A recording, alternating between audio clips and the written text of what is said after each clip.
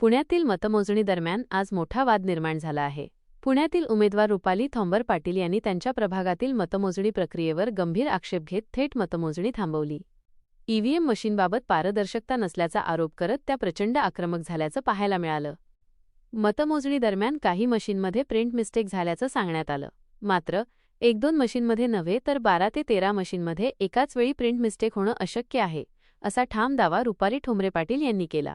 ही यादी आम्हाला आमच्या आरोनी आमच्या लोकांना सही शिक्क्यासहित मशीनीच्या नंबरासहित दिली।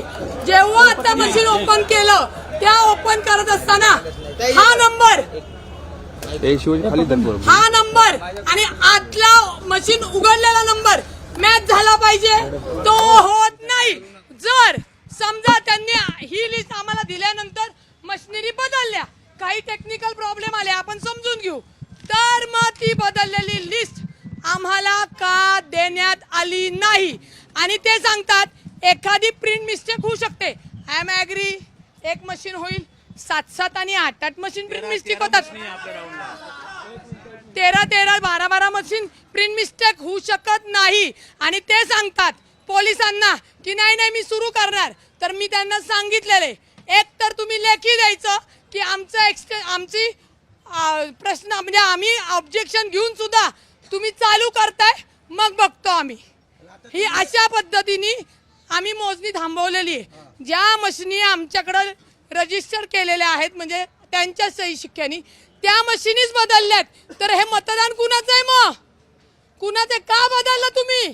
कुणी अधिकार दिला तुम्हाला?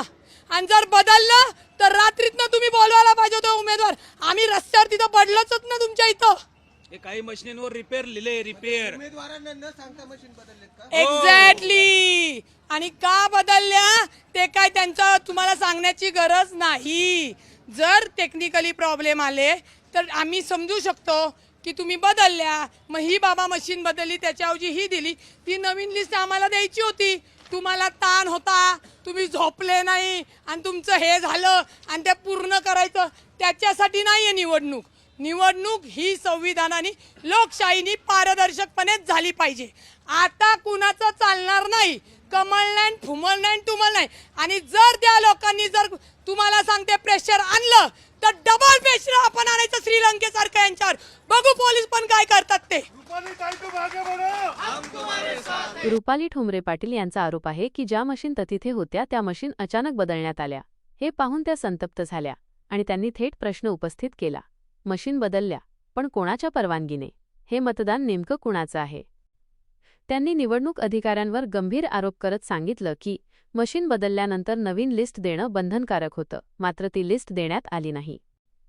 रुपाली ठोंबरे पाटील यांनी यावेळी स्पष्ट इशाराही दिला, कोणत्याही प्रकारचा दबाव, गैरप्रकार किंवा हस्तक्षेप आढळल्यास संबंधित अधिकाऱ्यांना निलंबन आणि जेलची कारवाई भोगावी लागेल, असं त्या म्हणाल्या। या प्रकरणी त्यांनी थेट जिल्हाधिकाऱ्यांकडे तक्रार दाखल करण्याची मागणी केली आहे। सध्या मतमोजणी प्रक्रिया थांबवण्यात आली असून निवडणूक प्रशासनाकडून या आरोपांवर अधिकृत स्पष्टीकरणाची प्रतीक्षा आहे। पुण्यातील या वादग्रस्त मतमोजणी प्रकरणावर निवडणूक आयोग नेमकी काय भूमिका घेतो आणि मतमोजणी पुन्हा कधी सुरू होणार याकडे संपूर्ण राज्याचं लक्ष लागलेलं आहे।